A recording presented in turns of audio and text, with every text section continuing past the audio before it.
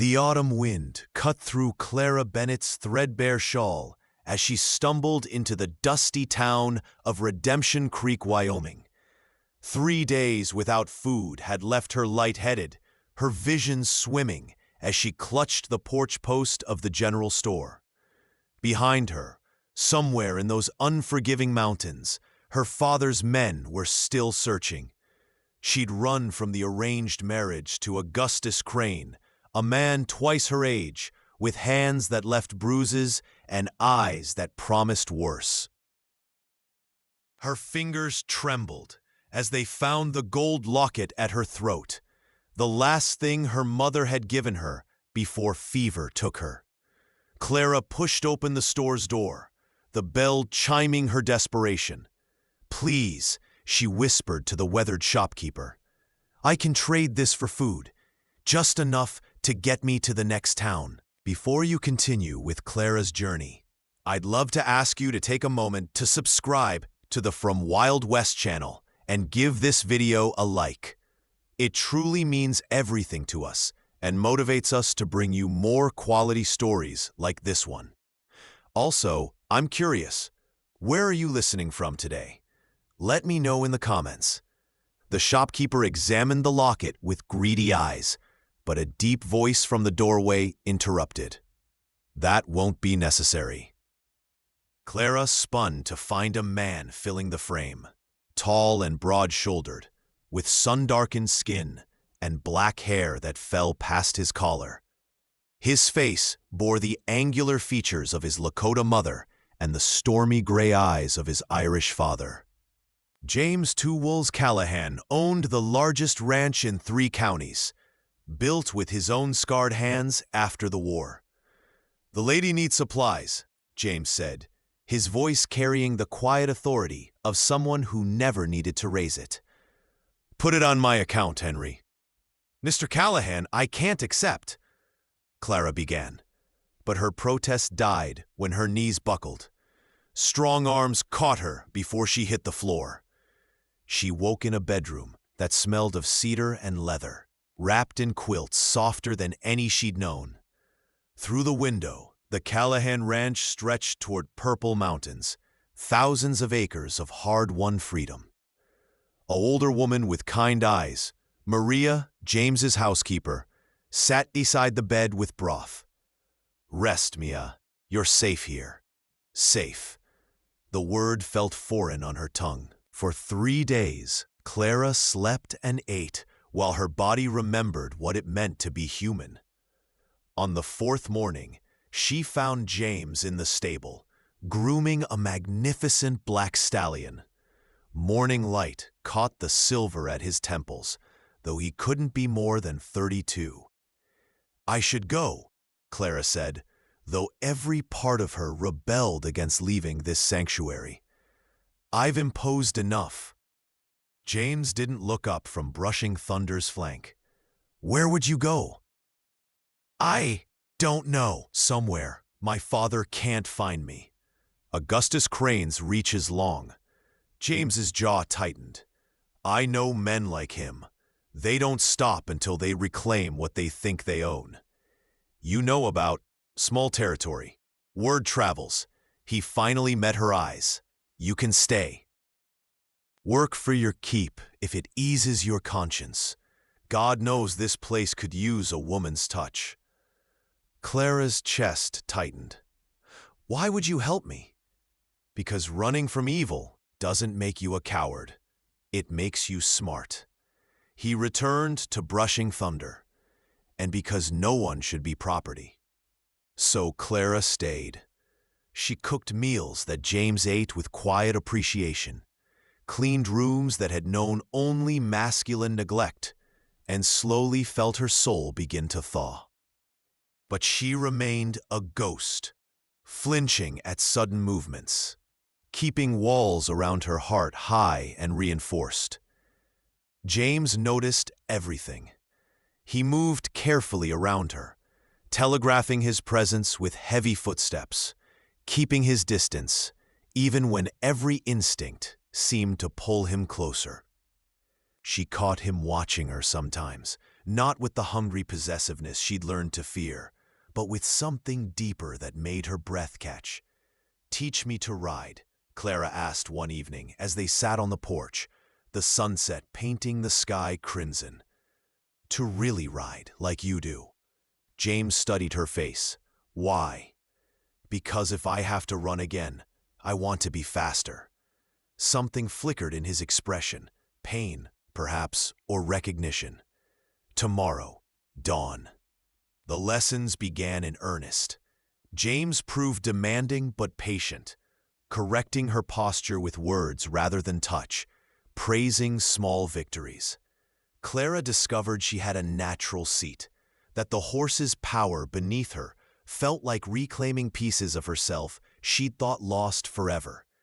"Good," James said one afternoon as she cantered thunder in perfect form. Pride colored his voice. "Now you're not just running. You're riding towards something." The words lodged in her heart like hope. But not everything was pastoral peace. Clara's nightmares came frequently, leaving her gasping in the dark. One night, her screams brought James running, and she woke to find him kneeling beside her bed, careful not to touch, but close enough that she could feel his warmth. "You're safe," he murmured. "I'm here. You're safe." Clara's breathing slowly steadied. "I'm sorry. I didn't mean to wake you." "Don't apologize for surviving." His voice was rough. "I know about nightmares. They're proof you're still fighting. Do yours ever stop?" "Sometimes. When I remember there are things worth the fighting." His eyes held hers. "You're one of those things, Clara." Her heart stuttered. "James."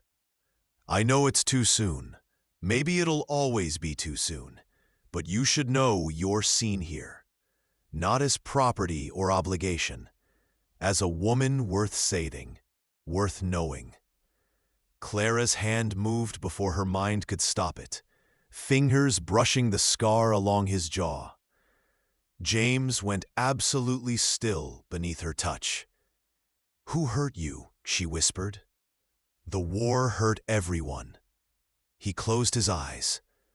"I lost my wife to childbirth, the baby with her. Thought I'd never want to risk that kind of pain again.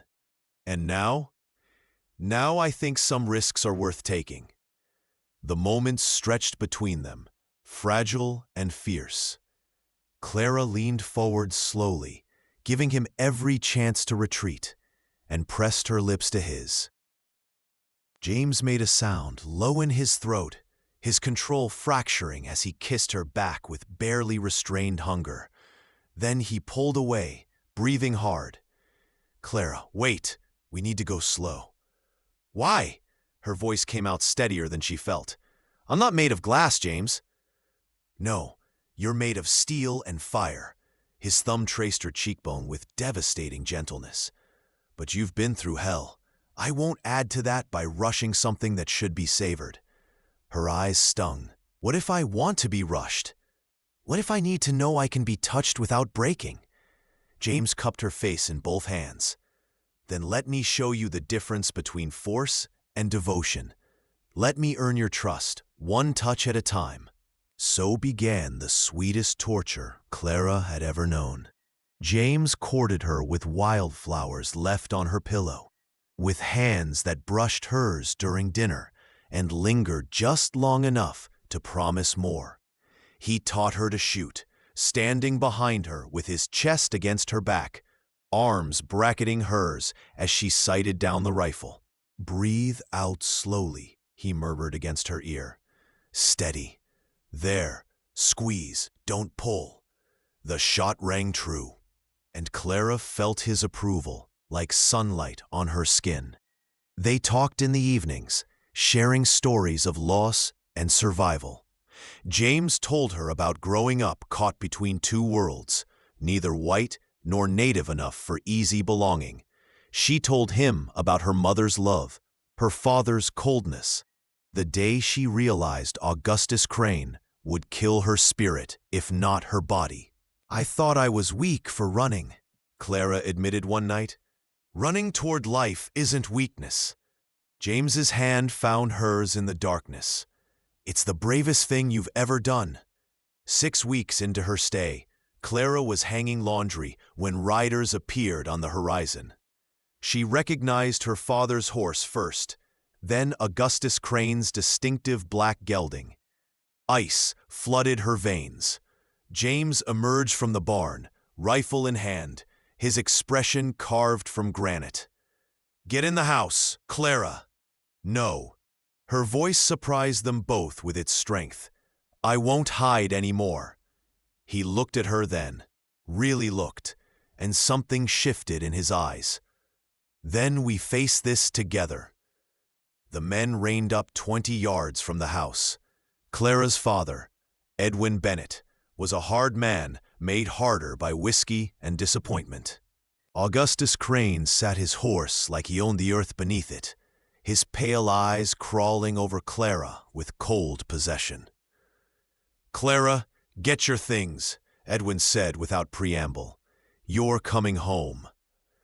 "This is my home now," Clara replied, moving to stand beside James. Crane's laugh was ugly. "Shacking up with a half-breed won't save you, girl. You're promised to me, paid for." "I'm not property," Clara said, feeling the truth of it in her bones. "And I'm not going anywhere." "The hell you're not!" Crane dismounted, hand moving toward his gun. James's rifle came up in one fluid motion. "I'd reconsider that." "You can't protect her forever, Callahan." "No," James agreed, "but I can love her forever, and that makes all the difference." The words hung in the air like a benediction. Clara felt them sink into her soul, rewriting every dark thing she'd believed about herself. Edwin Bennett's face mottled with rage. "You dare speak of love? She's my daughter." "She's a grown woman who made her choice." James's voice was steel wrapped in silk. "You can accept that and ride away, or we can settle this another way. Your choice." Crane's hand twitched toward his revolver. The movement was small but unmistakable. James fired first, not to kill, but to wound. The bullet tore through Crane's shoulder, spinning him around. He fell, cursing, into the dust. "Next one won't be a warning," James said calmly, already reloading. "Clara's under my protection. She stays as long as she wants. Leave now, or I'll make sure neither of you can ride out." Edwin Bennett looked at his daughter, really looked at her, and perhaps saw something he'd never noticed before. A woman who'd found her spine, who stood tall beside a man who saw her worth. "You're dead to me," Edwin said finally. "I've been dead to you since Mother passed," Clara replied. "The difference is, now I'm alive to myself." They rode away, trailing dust and defeat. Clara didn't watch them go. She turned to James, whose hands were shaking now that the danger had passed. "You shot him," she breathed. "I'd have killed him if he'd drawn." James's eyes were dark with something primal. "I meant what I said, Clara. I love you. Have for weeks now. If that's too much, too soon." She kissed him silent, pouring every ounce of her newfound courage into it. James groaned and pulled her close, the rifle clattering forgotten to the porch as he buried his hands in her hair. "I love you," Clara gasped between kisses. "I love you, and I'm terrified, and I don't want to wait anymore." James pulled back, just enough to search her face. "Clara, take me inside," she whispered. "Show me what it's supposed to be like. Please." He lifted her into his arms, carrying her across the threshold of his bedroom. The afternoon sun painted everything gold as he laid her on the bed with infinite care. "Promise you'll stop if I ask?" Clara whispered, her voice trembling despite her courage. James knelt beside the bed, taking both her hands. "I promise. Your word is law here. Always." But as their kisses deepened, As clothing fell away and skin met skin, Clara discovered she had no desire to stop. James moved like a man worshipping at an altar, every touch asking permission, every kiss a question she answered with breathless yes. "Go slow," she breathed when vulnerability threatened to overwhelm her. "It hurts to want this much." "I'll die before I hurt you," James swore against her throat. His hands were reverent, patient, learning every place that made her gasp with pleasure instead of fear. He kept his word in ways that mattered, stopping when she tensed, adjusting when she winced, praising her courage until she felt like the bravest woman alive. But in other ways, he ignored every limit she'd thought she had. He drew responses from her body she didn't know existed, took her to heights she'd never imagined, and loved her with an intensity that erased every dark touch that had come before. "Together," James murmured as they moved as one. "We're together now." Clara shattered in his arms, reborn in pleasure and safety and love. Afterward, as they lay tangled in sheets, damp with sweat and tears, she felt like a different person, someone who knew her own worth, who'd chosen her own destiny. "Marry me," Jane said into her hair. "Not because you need protection, but because I need you, because we're better together than apart." "Yes," Clara breathed. "Yes, 1,000 times yes." They married the following Sunday in the small church in Redemption Creek, with Maria crying happy tears and half the town in attendance. Clara wore a simple dress the color of prairie roses, wildflowers in her hair. James couldn't stop smiling as he slipped his mother's ring onto her finger. "I see you," he said during their vows, "all of you, and I choose you every day for the rest of our days." "I choose you too," Clara replied. "My partner, my protector, my love. Together." "Together," James echoed, and sealed the promise with a kiss. The years that followed weren't easy. Ranch life never was. But they were rich in the ways that mattered. Clara learned to rope and brand cattle, to negotiate grain prices, to sit a horse through blizzards and stampedes. She became known throughout Wyoming as James Callahan's fierce and capable wife, a woman who'd forged herself in fire and emerged pure steel. They had 3 children, 2 daughters and a son. Each one taught that strength comes in many forms, that love requires both courage and gentleness. Clara made sure her daughters knew they could choose their own paths, that no man had the right to diminish their light. On their 10th anniversary, James found Clara watching the sunset from their porch, the same place she'd first asked him to teach her to ride. "Regrets?" he asked, settling beside her. Clara leaned into his warmth, still marveling that she could do so without fear.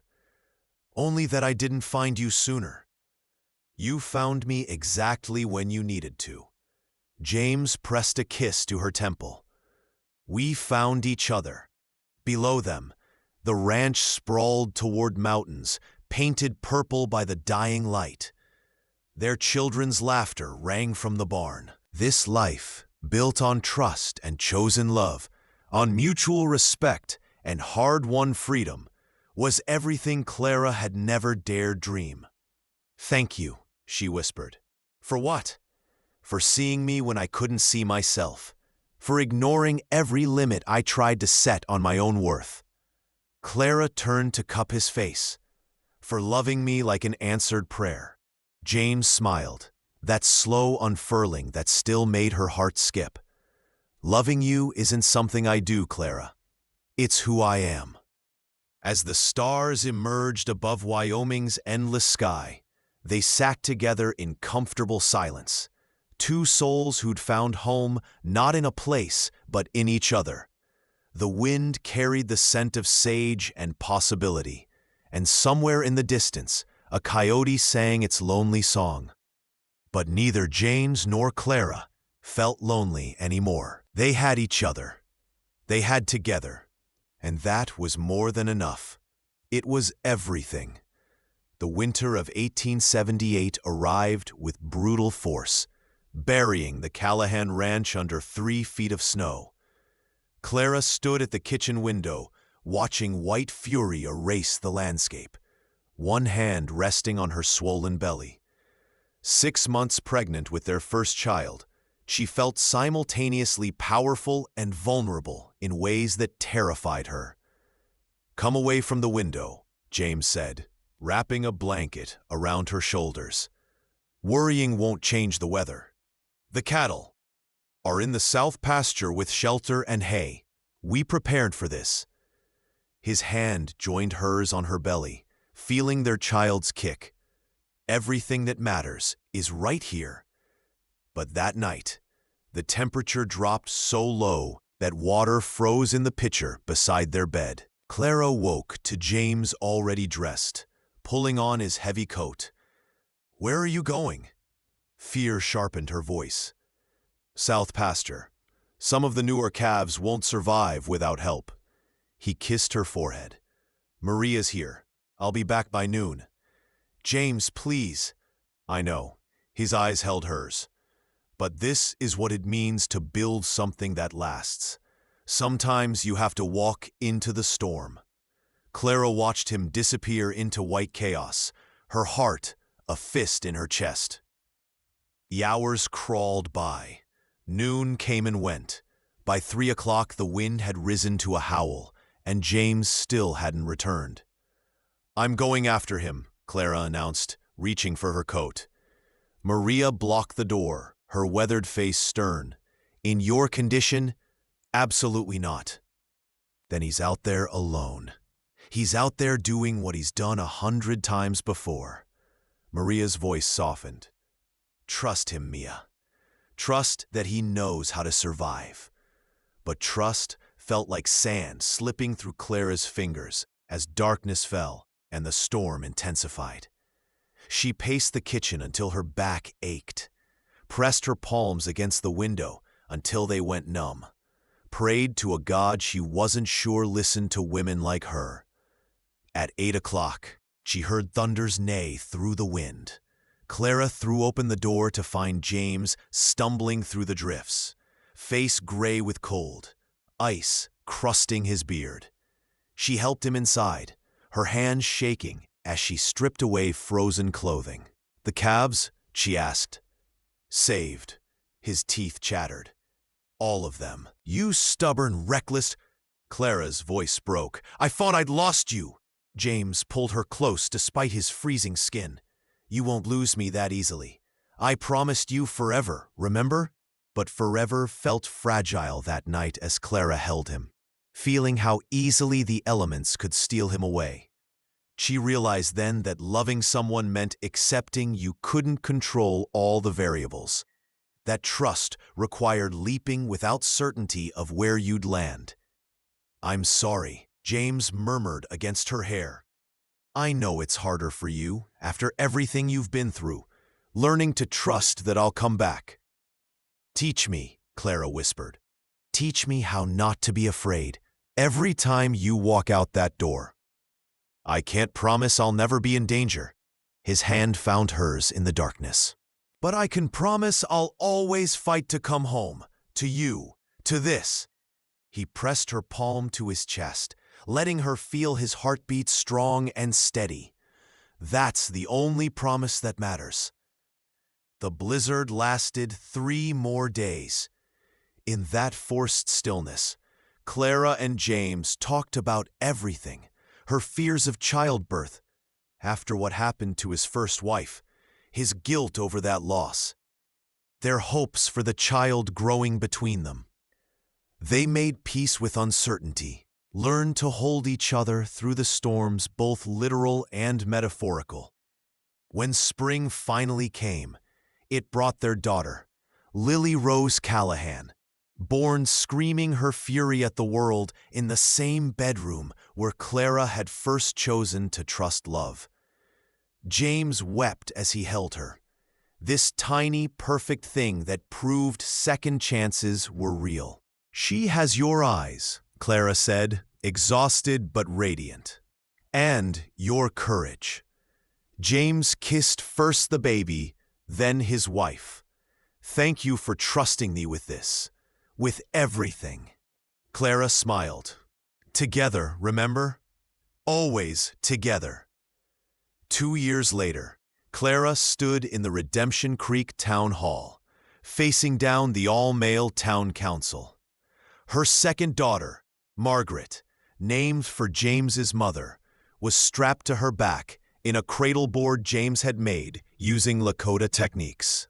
At her side stood Sarah Chen, whose husband ran the Chinese laundry, and Beth McAllister, the Scottish widow who'd started teaching school. "We're proposing a women's lending circle," Clara explained, unfurling the documents she'd painstakingly prepared. "Too many women in this territory have skills and ambitions, but no access to capital. We want to change that." Councilman Briggs snorted. "Women don't need business loans. They need husbands to provide for them." "Some women have husbands who drink away every penny," Sarah said quietly. "Some of us are widows. Some simply want to build something of our own." "It's unseemly," another councilman objected. "Women running businesses? I run the most profitable ranch in 3 counties alongside my husband." Clara interrupted. "Mrs. Chen's laundry serves half the territory. Mrs. McAllister educated your children. We're not asking permission to be capable. We're informing you that we are." The room erupted in argument. Clara stood her ground, remembering the girl who'd stumbled into town 6 years ago, ready to trade her mother's locket for bread. That girl was gone. In her place stood a woman who knew her worth, who'd learned that power came from standing firm in your own truth. The council voted them down, 4-2.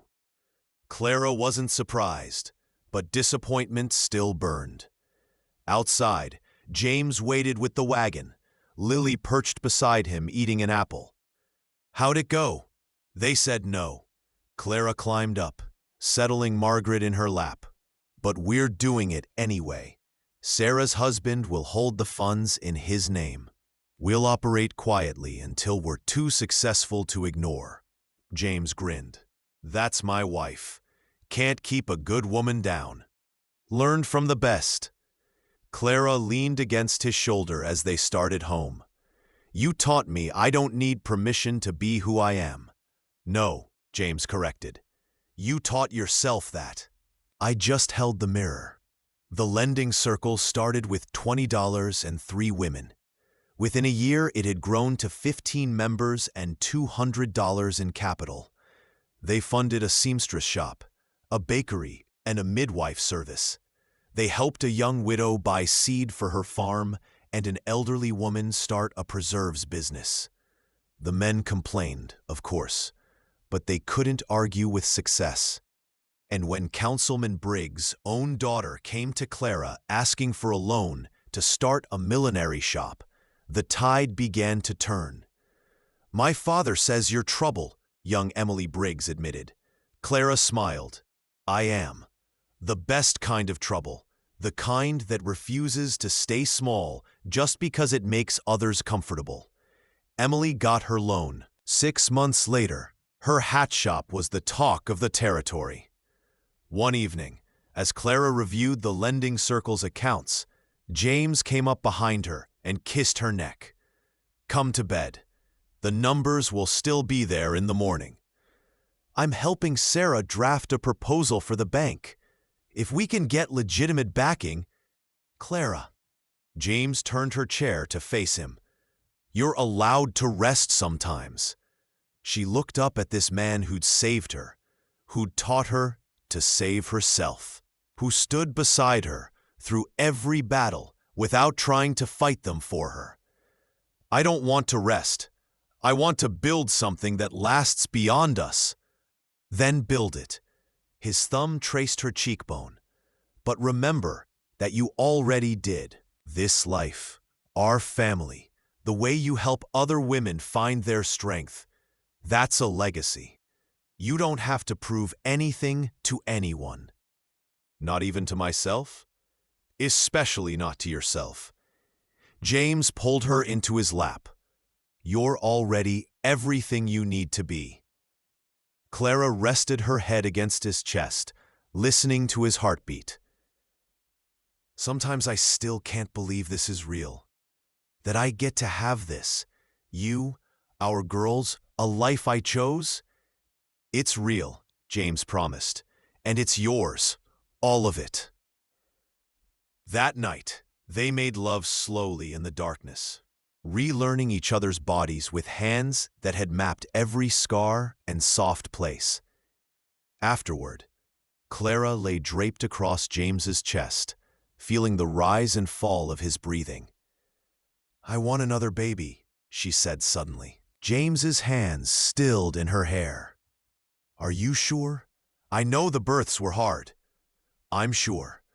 Clara rose up on one elbow. I want a son. Want to raise a man who sees women as people, not property. Who learned from watching his father love his mother like an equal. James's eyes glistened. Then let's make a son who'll change the world. They did. Thomas James Callahan entered the world the following spring, howling his arrival with impressive lungs. He had his father's gray eyes and his mother's stubborn chin. And from his first breath, Clara knew he'd be trouble in the best possible way. The summer Thomas turned 5, trouble arrived in a different form. A railroad company announced plans to run tracks straight through Callahan land, cutting the ranch in half. The offer was generous but non-negotiable. Sell the right-of-way or face eminent domain. They can't just take our land, Clara said, reading the letter for the 3rd time. James's jaw was tight. They can if the territory backs them. Progress, they call it. Never mind who gets crushed beneath the wheels. Then we fight. Against the railroad? James shook his head. Clara, they have lawyers, politicians, money, and we have the truth. She grabbed his hands. This land is our life, our children's future. We don't surrender it without a battle. But battles, Clara learned, weren't always won with rifles. The railroad brought surveyors who ignored their property lines, lawyers who twisted words into weapons, politicians who'd been bought with promises of prosperity. Each day brought new humiliations, new threats. One afternoon, Clara found Lily crying in the barn. What's wrong, sweetheart? Jimmy Morrison said we're going to lose the ranch, that we'll be poor and have to leave. Lily's voice was small. Is it true, Mama? Clara's heart cracked. Come here. She pulled her daughter close. Listen to me. Poor isn't about money. Poor is about giving up who you are because someone tells you to. And we don't do that in this family. But what if we lose anyway? Then we lose with our heads high, knowing we fought for what mattered. Clara tipped Lily's chin up.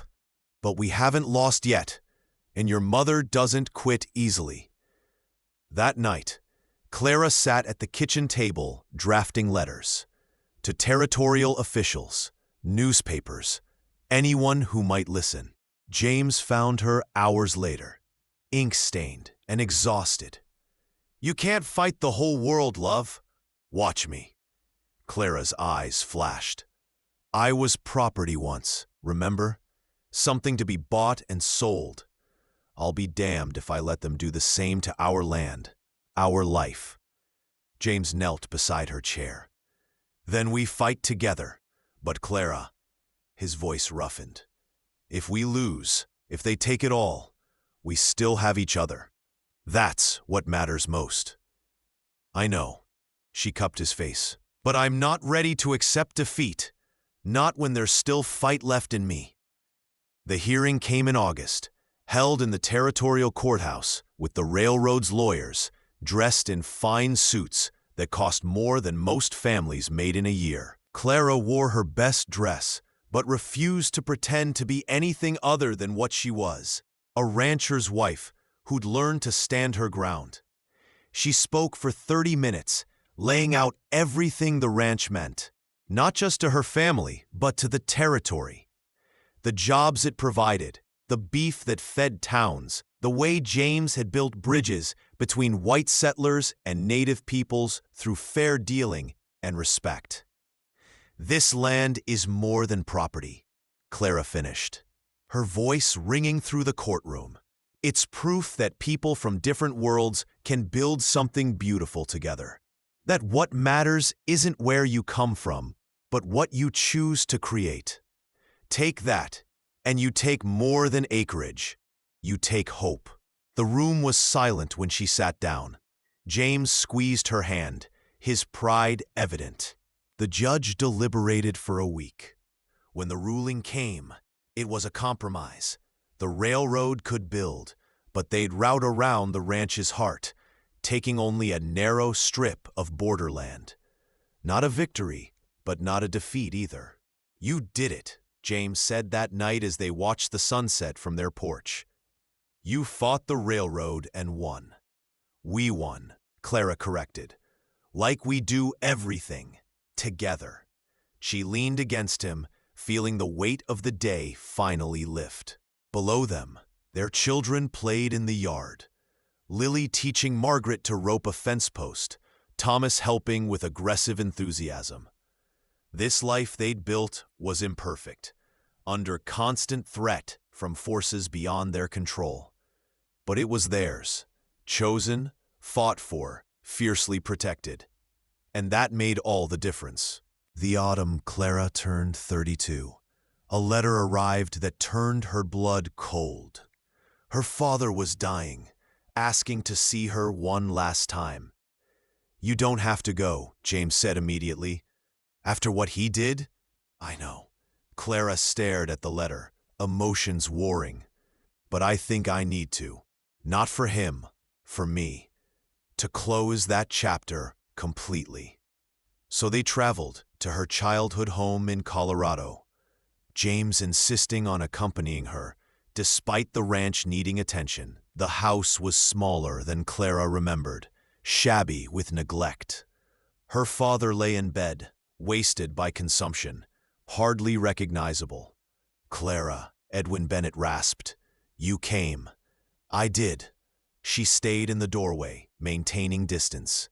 I wanted to say, he coughed wetly, I was wrong. About Crane, about you. Watching you leave that day, I saw your mother in you, her strength. Should have seen it sooner. Clara felt tears threaten but refused them. You should have protected me. That was your job as my father. I know. Edwin's eyes closed. I failed you. Just wanted you to know I see that now. Too late, but I see it. Yes, Clara agreed. Too late. She turned to leave, but James touched her arm. Clara, whatever you need, forgiveness, closure, the last word, take it. Don't carry this forward. Clara looked at the dying man who'd shaped her childhood with his coldness, who tried to sell her like livestock. She could hate him, and part of her did. But carrying that hate would poison the beautiful life she'd built. I forgive you, she said, finally. Not because you deserve it, but because I do. I forgive you so I can be free of you completely. Edwin Bennett died that night. Clara didn't cry until they were 3 days' ride from the funeral, when the weight of it finally hit. James pulled the wagon over and held her while she sobbed, for the father she'd never had, for the girl she'd been, for all the years wasted on fear and running. I've got you, James murmured. Let it out. I've got you. when the tears finally stopped. Clara felt lighter somehow, cleansed. "Thank you," she whispered. "For what?" "For teaching me that forgiveness isn't about forgetting. It's about refusing to let the past control the future." She took his face in both hands. "You gave me a future worth fighting for." James kissed her softly. "We gave each other that. Every single day we choose it." They returned home to find chaos. Lily had fallen from the barn loft and broken her arm. Margaret had covered herself in mud, trying to help plant the garden. And Thomas had somehow convinced Maria that he needed 5 desserts because he was growing. The house was loud and messy and absolutely perfect. "Welcome home," Maria said dryly, shooing Thomas away from the cookie jar. Clara laughed, the sound surprising her with its lightness. Yes, home. That night, after the children were asleep and the house finally quiet, Clara and James sat on their porch watching stars wheel overhead. The same stars that had watched her stumble into Redemption Creek 8 years ago, broken and desperate.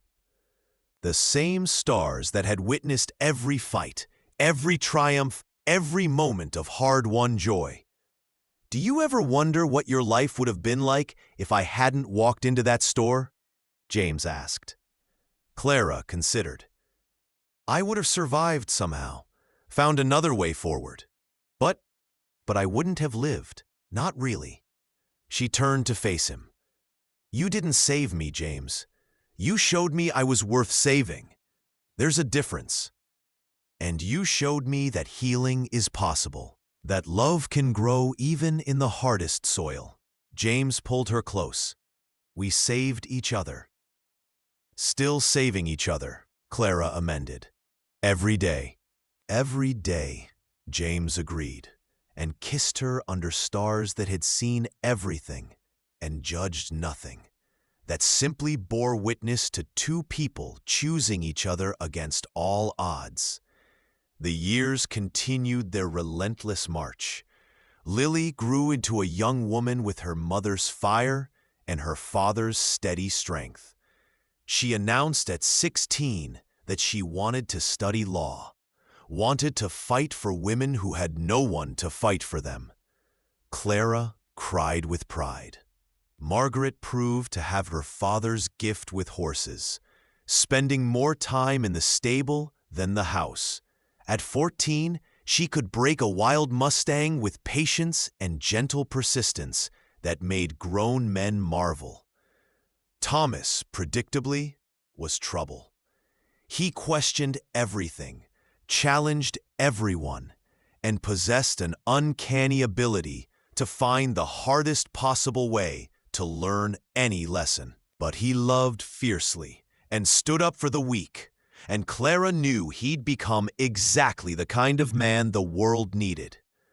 On their 15th anniversary, James took Clara back to the spot where they'd first met, the general store in Redemption Creek, now expanded and prosperous. "Remember standing here?" he asked, "ready to trade everything you had for survival?" "I remember a man who saw past desperation to the person underneath." Clara smiled. "Who told me gold wasn't what we needed? And I was right." James produced a small box. "But I never did buy you a proper anniversary gift." Inside was a locket, gold, delicate, eerily similar to the one she'd tried to trade all those years ago. Clara's breath caught. "I found the original one," James admitted. "Henry still had it, but this one is new. For new memories." He opened it to show 2 tiny portraits, one of her, one of him. "Wherever you go, I'm with you, always." Clara couldn't speak through her tears. She let him fasten it around her neck, feeling the weight of it, not heavy like chains, but grounding like an anchor. "I love you," she finally managed, "more than I have words for." Then don't use words. James pulled her close. Just stay with me. Keep choosing this, choosing us, every day. Clara promised. For the rest of our days. They kissed there on the dusty street where their story began. Two people who'd found each other in darkness and built a life in the light. Around them, Redemption Creek bustled with life. The town they'd helped build, the community they'd shaped through determination and compassion. That night, they made love with the passion of newlyweds and the tenderness of old souls, reaffirming promises made and kept. Clara traced the new silver in James's hair, the lines around his eyes that came from years of squinting into sun and wind. He was still the most beautiful thing she'd ever seen. "What are you thinking?" James asked, catching her hand and kissing her palm. "I was wrong before, in that store." Clara's voice was soft. "I thought I was trading gold for survival. I wasn't offering a fair trade at all." "No? No. Because what I got in return, this life, this love, this family, it's worth more than all the gold in California. You gave me everything, James. Everything that matters." James's eyes glistened. "Then we're even, because you gave me the same." They fell asleep tangled together, the window open to let in the night breeze that smelled of sage and possibility. Tomorrow would bring new challenges. The ranch always did. Life always did. But they'd face them together, the way they faced everything. In the darkness, Clara smiled against James's chest. Once upon a time, a desperate woman had stumbled into a town called Redemption Creek, looking for mercy. What she'd found instead was so much better. She'd found herself. She'd found home. She'd found love that didn't just save, it transformed, elevated, made possible the impossible. And every day she chose it again. Every day they chose each other, together, always together. Thank you so much for listening to this story. I'd love to know where you're enjoying this tale from. Are you listening at home, during your commute, or perhaps while working? Please subscribe to the From Wild West channel and share your thoughts in the comments below. What did you think of Clara and James's journey? Your feedback means the world to us.